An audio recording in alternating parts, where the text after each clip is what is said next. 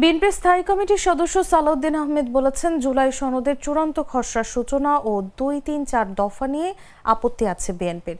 সূচনায় অসত্য তথ্য দেওয়া হয়েছে। মঙ্গলবার গুলশানের নিজ বাসায় সাংবাদিকদের সঙ্গে মতবিনিময়কালে কথা বলেন তিনি। সালাউদ্দিন আহমেদ বলেন, কিছু কিছু বিষয় আলোচনা না হলেও তা জুলাই সনদে রাখা হয়েছে। এছাড়া কিছু বিষয়ে সঠিকভাবে উপস্থাপন হয়নি। সবকিছু পর্যালোচনা করে কমিশনের মতামত পাঠাবে বিএনপি। আগামী সংসদ গঠনের ২ বছরের মধ্যে সংবিধান সংক্রান্ত সংশোধনী পাশ করার কথা বলা হলেও চূড়ান্ত খসড়ায় তা নেই।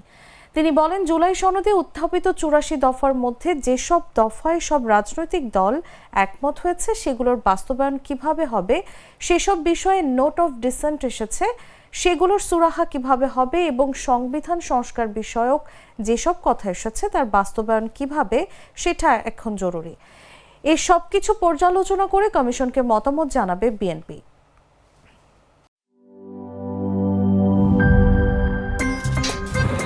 আমার একটা স্মার্ট সিদ্ধান্তে 25% গ্যাসের খরচ কমেছে। ভাবছেন কিভাবে?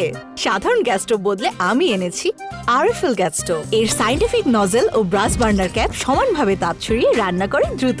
তাই গ্যাসও বাঁচায় 25%, টাকাও বাঁচে 25%। আরএফএল গ্যাস স্টোভ নিরাপদ ও গ্যাস সাশ্রয়ী।